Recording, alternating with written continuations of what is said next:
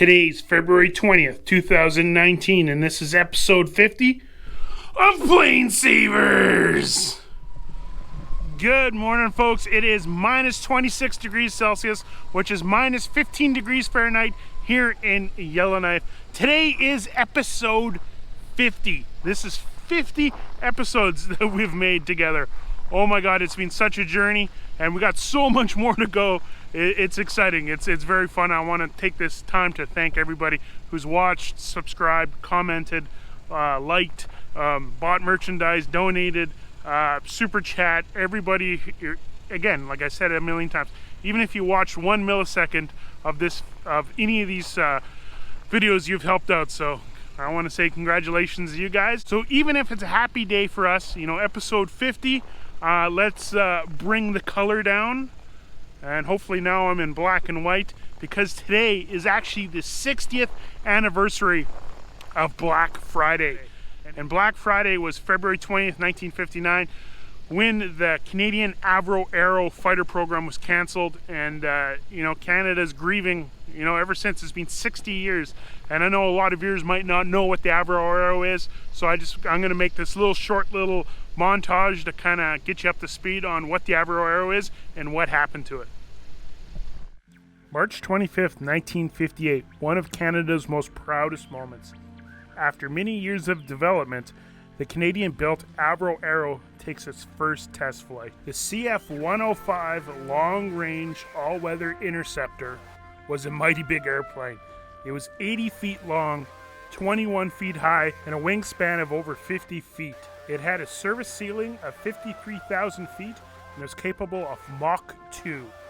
Remember, folks, this is 1958, only 14 years after our DC-3 was built.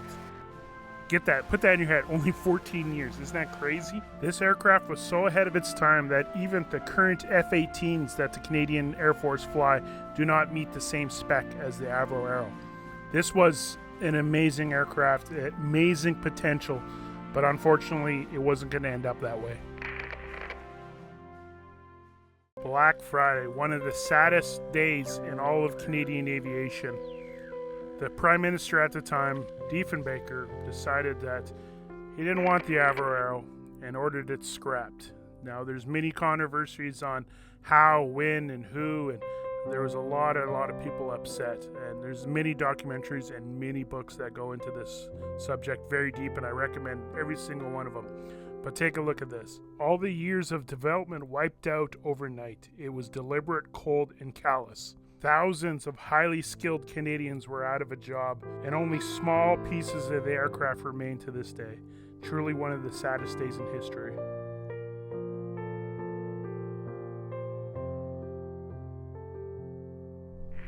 Well, folks, isn't that sad? Like, that's insane. Could have been, you could just imagine what could have been if Canada would have continued making those airplanes. Insane. And whew, it's just mind-boggling. Fun fact, back in actual high school, I was banned from doing Avro Arrow projects because that's all I did. So it's a subject that's very near and dear to my heart. And there's conspiracy theories everywhere that one actually survived. And I'm not going to get into it, but there's some strange stuff, like one of the ejection seats was found in England. Like, what's it doing in England? And yeah, there's rumors that there's one still out there, but I'll let you guys figure that out on yourself. It's kind of like searching for aliens or Bigfoot or all that fun stuff. So, folks, there's actually a segue to PlaneSavers on this one. Do you remember just a couple days ago where I got some mail?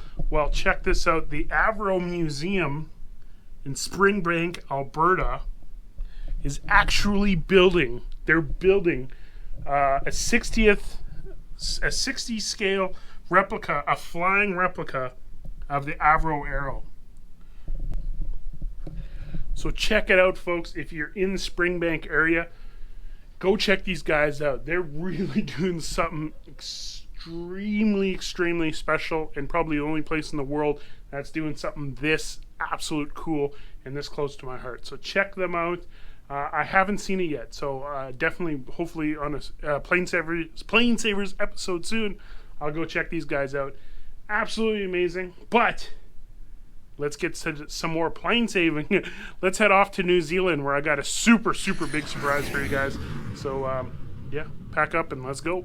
Hi Mikey, just wanted to show you a little bit about what's going on here at Ardmore in New Zealand, and we thought we'd start off with obviously our DC-3 that we've got here on the airfield. So it does a scenic flight around Auckland City every weekend on Sunday afternoons, so it's get used a lot and then goes off to sort of club meets and trips around the country.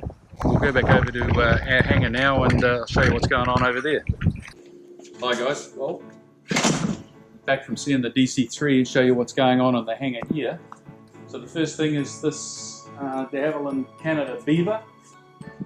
This is the New Zealand Warbirds Association Beaver, getting a nose job while it's in here.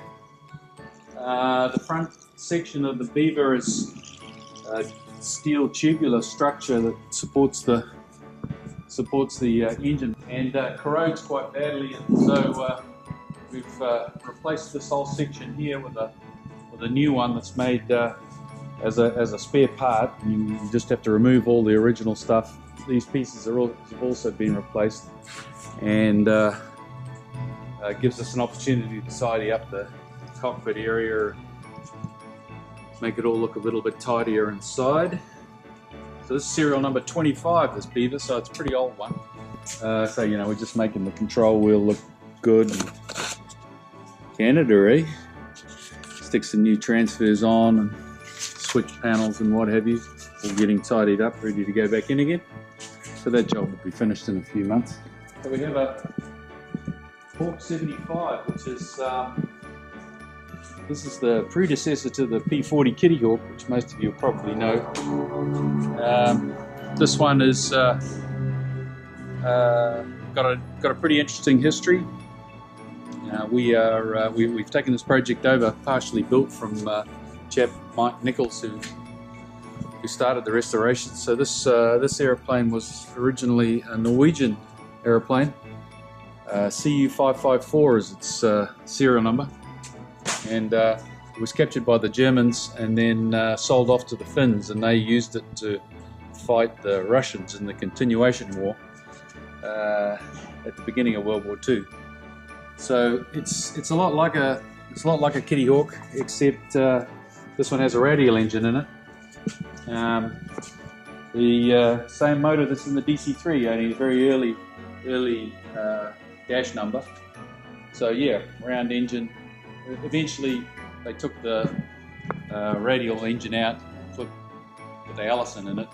We've already done one of this early style with the long nose Allison, which you can see in that picture up on the wall there. So that has a C15 Allison in it, and then so this one has the C15, got the long pointy nose, and then changes over to the regular Allison in the other airplane here. You can see here. So we've done quite a few P40s, and it's great to be doing one with an 1830 in it. And then come over here, we have the Grumman G44 Widgeon that we're rebuilding. This is a very old airplane from New Zealand commercial standards. It's started life back in the early 50s. It's done over 20,000 hours of commercial work in New Zealand. It's a G44A, and it's been converted to Continental engines, so it's got IO 470 Continentals in it. It's got some fantastic history associated with it. This is ZK AVN. It's going to be great to finally get this one back in the air again. And then I guess the most interesting thing is the Mosquito, which unfortunately is in a whole lot of pieces at the moment, because we are pulling it apart to send it to its new home in San Antonio in Texas. So this is the third Mosquito we've done. It's an FB6, so that's the British version. It has a 2 Merlin 25 engines in it.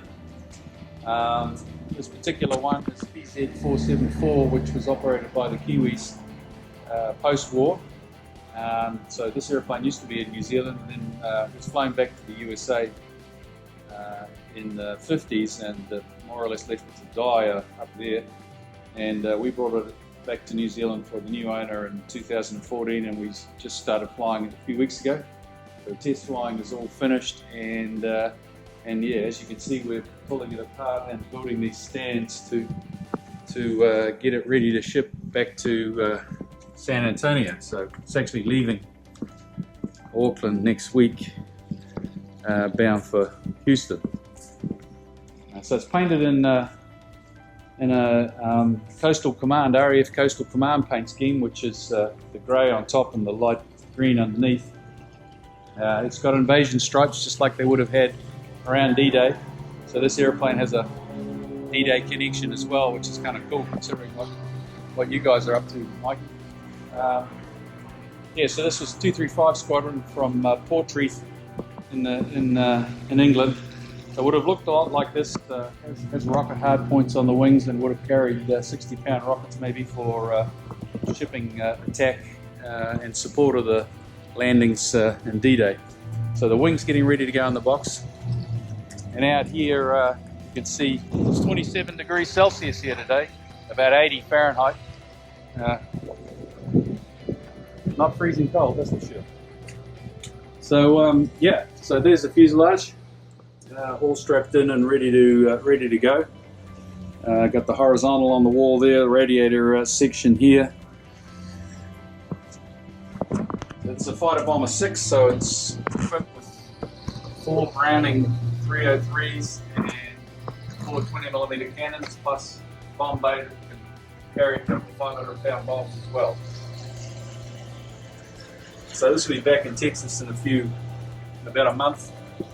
And we'll be putting it together there.